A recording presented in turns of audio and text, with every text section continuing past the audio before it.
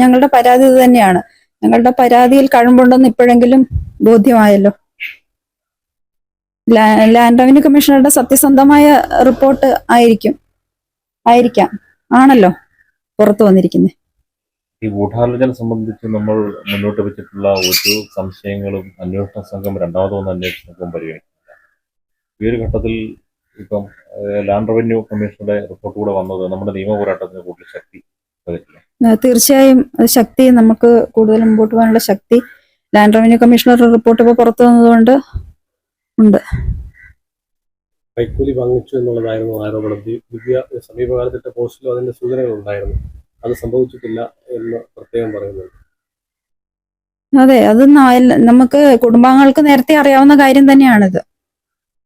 Land revenue കമ്മീഷണറുടെ report വന്നുകൊണ്ട് കൂടുതൽ നമുക്ക് ഇതിനൊരു നിർണായകമായ ഒരു തെളിവായി.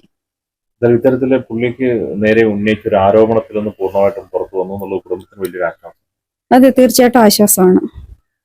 അദ്ദേഹത്തിന്റെ യാത്രയപ്പ് ചടങ്ങിന് മുമ്പായി ദിവ്യയുടെ ഏറ്റവും അടുത്ത ആള് 4 തവണ കളക്ടർ സ്റ്റാഫിനെ വിളിച്ചു. അപ്പൊ അങ്ങനെ ഒരു ഗൂഢാലോചന കൂടി ഈ റിപ്പോർട്ടിന്റെ ഭാഗമായി കണ്ടെത്തലായിട്ടുണ്ട്. അതെ, ബഹുമാനപ്പെട്ട ലാൻഡ് റവന്യൂ കമ്മീഷണർ കണ്ടെത്തിയ കാര്യങ്ങളാണിത്. അത് സത്യസന്ധമായ റിപ്പോർട്ടാണ്. അന്ന് ആരോപിച്ച പോലെ തന്നെ ഈ പി ദിവ്യ തന്നെയാണ് ഇത് വീഡിയോ ചിത്രീകരിക്കുന്നതിന് വേണ്ട നിർബന്ധം ചെലുത്തിയതും വീഡിയോ ചിത്രീകരിപ്പിച്ചതും എന്നുള്ളതൊക്കെ ഈ റിപ്പോർട്ടിൽ പറയുന്നുണ്ട്. അപ്പോൾ അതിനെ ഇനിയിപ്പോൾ നമ്മൾ എങ്ങനെയായിരിക്കും തുടർന്നുള്ള നിയമ പോരാട്ടത്തിൽ കൈകാര്യം ചെയ്യാൻ പോകുന്നത്? നമ്മൾ തീർച്ചയായിട്ടും നിയമ പോരാട്ടത്തിൽ ഇതും കൂടെ ഈ എല്ലാ കാര്യങ്ങളുടെ വെച്ചാണ് ഇനി മുമ്പോട്ട് പോകുന്നത്. അടുത്ത സാധ്യത സുപ്രീം കോടതി എന്നുള്ളതാണ്. അതെ, സുപ്രീം കോടതി നീങ്ങാൻ തീരുമാനിച്ചിട്ടുണ്ട്. അപ്പോൾ CPM-ന്റെ ഭാഗത്തു നിന്ന് അങ്ങനെ ഒരു നീതി കിട്ടുമെന്ന് തോന്നുന്നുണ്ട്. പ്രത്യേകിച്ച് വീണ്ടും സജീവമായി രംഗത്തേക്ക് വരികയാണ്. പത്തനംതിട്ട ജില്ലയിലെ തന്നെ പല നേതാക്കളും അവരുടെ നിലപാട് മാറ്റുന്നുണ്ട്. അത്തരത്തിലൊരു നീതി പ്രതീക്ഷിക്കുന്നുണ്ട്? അങ്ങനെ ആരുടെയും ഭാഗത്തുനിന്ന് നീതി പ്രതീക്ഷിക്കുന്നില്ല. ഞങ്ങൾ നിയമ പോരാട്ടത്തിന് പോരാട്ടവുമായിട്ട് മുമ്പോട്ട് പോകും.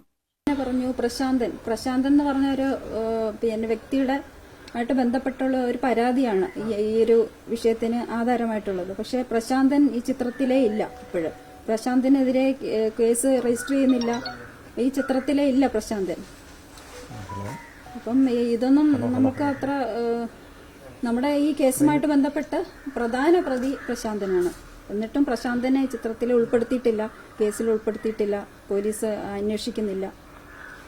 ഈ അന്വേഷണ സംഘം രണ്ടാമത് പ്രത്യേക അന്വേഷണ സംഘം വന്നിട്ട് അവർ ഏതെങ്കിലും ഘട്ടത്തിൽ പ്രശാന്തനെ കുറിച്ച് എന്തെങ്കിലും ചോദിച്ചിട്ടുണ്ടോ? നമ്മുടെ പരാതി കേട്ടിട്ടുണ്ടോ? ഇല്ല, ചോദിച്ചിട്ടില്ല.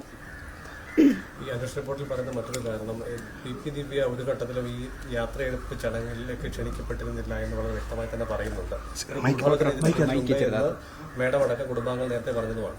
അതെ, ഗൂഢാലോചന ഇതിന്റെ പിന്നിലുണ്ട്. പിന്നെ ആ ഗൂഢാലോചനയിൽ ഇപ്പം ലാൻഡ് റവന്യൂ ജോയിന്റ് കമ്മീഷണറുടെ റിപ്പോർട്ട് പുറത്തു വന്നല്ലോ. അതിലെ ഗൂഢാലോചന ഇതെല്ലാം അതിനകത്ത് വന്നിട്ടുണ്ട്. സത്യസന്ധമായ റിപ്പോർട്ടാണ് ലാൻഡ് റവന്യൂ ജോയിന്റ് കമ്മീഷണർ ഇപ്പം പുറത്തുവിട്ടിരിക്കുന്നത്. വാങ്ങിയെന്നുള്ളതായിരുന്നു പ്രധാനപ്പെട്ട ആരോപണമായി ദിവ്യയും അവരെ അനുകൂലിക്കുന്ന CPM-ന്റെ ഒരു വിഭാഗം ആളുകളും കണ്ണൂരിലേത് പറഞ്ഞത്. അങ്ങനെ ADM കൈക്കൂലി വാങ്ങിയിട്ടില്ല എന്നുള്ള പരാമർശം കൂടി ഈ റിപ്പോർട്ടിന്റെ ഭാഗമായി വന്നിട്ടുണ്ട്. അതെ, പിന്നെ അത് വളരെയധികം നമുക്ക് ആശ്വാസമാണ്. പിന്നെ കുടുംബാംഗങ്ങൾക്കെല്ലാം ഞങ്ങൾക്ക് ഉൾപ്പെടെയുള്ള എല്ലാവർക്കും ഇത് ആശ്വാസകരമായൊരു റിപ്പോർട്ടാണ് ലാൻഡ്. അപ്പൊ നമ്മൾ നമ്മുടെ ബോധ്യവും നമ്മുടെ നിലപാടും ശരിവെക്കുന്നു. അത് പോരാട്ടത്തിന് ഇത് സഹായകരമാണ്. സുപ്രീം കോടതിയിലേക്കുള്ള തുടങ്ങുന്നു. പോരാട്ടമായിട്ട് ഞങ്ങൾ മുമ്പോട്ട് ഇതിനകത്തുള്ളത് കണ്ണൂർ കളക്ടർക്കെതിരെയുള്ള ആരോപണം ഉണ്ടായിരുന്നു. അതും അന്വേഷണ പരിധിയിൽ ഇപ്പോൾ വന്നിട്ടില്ല എന്നുള്ളതാണ്. അതും അന്വേഷണ പരിധിയിൽ വരേണ്ട കാര്യമാണ്. ഗൂഢാലോചനയിൽ എല്ലാവർക്കും പങ്കുണ്ട്. അതായത് പ്രശാന്തൻ, ദിവ്യ, കളക്ടർ 3 പേർ ഒരുപോലെ പങ്കുണ്ട് ഗൂഢാലോചനയിൽ. അതിനകത്ത് ഇനി വേറെ ആളുകൾ ഉൾപ്പെട്ട് വരുന്നുണ്ടോ എന്ന് പോലീസ് അന്വേഷിച്ചാലേ അത് കണ്ടെത്താൻ കഴിയുള്ളൂ. ഈ പി ദിവ്യ ആവശ്യപ്പെട്ട പ്രകാരമാണ് പ്രാദേശിക ചാനൽ പരിപാടി കവർ ചെയ്തത് എന്നതടക്കം നേരത്തെ ആക്ഷേപങ്ങൾ ഉണ്ടായിരുന്നു. അതും കൂടി ശരിവെക്കുന്നു. അതിപ്പം ശരിവെച്ചുകൊണ്ടാണല്ലോ നമ്മുടെ ജോയിന്റ് കമ്മീഷണറുടെ റിപ്പോർട്ട് വന്നിരിക്കുന്നത്. ഈ കളക്ടർ റിപ്പോർട്ട് പ്രകാരം കളക്ടർ പറഞ്ഞിരിക്കുന്നത് അദ്ദേഹം ക്ഷണിച്ചിട്ടില്ല എന്നുള്ളതാണ്. പിന്നീട് എന്തുകൊണ്ടായിരിക്കും കളക്ടർ അദ്ദേഹത്തെ മുറിയിലേക്ക് വന്നു, മുറിയിൽ ചില കാര്യങ്ങളൊക്കെ പറഞ്ഞു എന്ന് പറയാം. അതിനെന്തെങ്കിലും സ്വാധീനം സംശയിക്കുന്നുണ്ട്? സ്വാധീനം തീർച്ചയായിട്ടും കാണും. അല്ലെങ്കിൽ മാറ്റി മാറ്റി പിന്നെ മൊഴി മാറ്റി കൊടുക്കേണ്ട ആവശ്യമില്ലല്ലോ കളക്ടർക്ക്. ഇപ്പം ഈ ഒരു പെട്രോൾ പമ്പുമായി ബന്ധപ്പെട്ട ഒരു ജനപ്രതിനിധിക്ക് ഇത്രയേറെ വിദ്വേഷം ഇദ്ദേഹത്തോട് തോന്നേണ്ട കാര്യമുണ്ടോ? അതിനുള്ളിൽ മറ്റെന്തെങ്കിലും കാരണങ്ങളുള്ളതായി സംശയിക്കുകയോ നമുക്ക് മറ്റെന്തെങ്കിലും തെളിവുകളോ ലഭിച്ചിട്ടുണ്ടോ? ഇതിപ്പോൾ സംശയിക്കേണ്ടിയിരിക്കുന്നു, മറ്റെന്തെങ്കിലും കാരണങ്ങളായിട്ട് സംശയിക്കേണ്ടിയിരിക്കുന്നു. അല്ലെങ്കിൽ ഈ ഒരു പെട്രോൾ പമ്പിന്റെ കാര്യമായിട്ട് മാത്രമായിട്ടൊരു വിരോധം ഉണ്ടാവേണ്ട കാര്യമില്ല. ഈ ഹൈക്കോടതി ഡിവിഷൻ ബെഞ്ചിന്റെ വിധി വന്ന ശേഷം പോരാട്ടം തുടരും, വാ മൂടി വയ്ക്കാൻ തയ്യാറല്ല എന്ന് സൂചിപ്പിക്കുന്ന തരത്തിൽ പി ദിവ്യയുടെ ഒരു ഫേസ്ബുക്ക് പോസ്റ്റ് ഇട്ടിരുന്നു. മേഡം അത് വാർത്തയിലെങ്കിലും കണ്ടിരുന്നോ? അതെ, അവർക്ക് എന്ത് വേണേലും ചെയ്യാമല്ലോ. അതിന് എനിക്ക് അതിന് മറുപടിയൊന്നും പറയുന്നില്ല. എന്ത് വേണേലും ആകാമല്ലോ. നമുക്ക് ആദ്യഘട്ടത്തിൽ പിന്തുണ നൽകിയിരുന്ന പലരും പിന്നീട് നയം മാറ്റുന്ന, നിലപാട് മാറ്റുന്ന രീതി കണ്ടിട്ടുണ്ട്. അപ്പൊ അതിനെ എങ്ങനെയാണ് നമ്മൾ നേരിടുന്നത്? ഞങ്ങൾ ഏതായാലും പിന്നെ ലീഗൽ ബാറ്റിലുമായിട്ട് മുമ്പോട്ട് പോവാം. മാം, ഈ പെട്രോൾ പമ്പിന്റെ വിഷയമല്ലാതെ എപ്പോഴെങ്കിലും നവീൻ ബാബു സാർ വേറെ എന്തെങ്കിലും കാര്യത്തിന് അദ്ദേഹത്തിന്റെ മുകളിൽ സമ്മർദ്ദമുണ്ട് എന്ന് സൂചിപ്പിച്ചിരുന്നു? അതെ, മറ്റു ബന്ധുക്കളോട് പലരോടും ഇതുപോലെ സമ്മർദ്ദമുണ്ടെന്ന് സൂചിപ്പിച്ചതായിട്ട് അറിയുന്നു. അത് ഏത് വിഷയങ്ങൾക്കായിരുന്നു, ഏത് കാര്യങ്ങൾക്കുള്ള അനുമതിക്കായിട്ടായിരുന്നു? അത് പിന്നീട് ഒരു അവസരത്തിൽ പറയാം.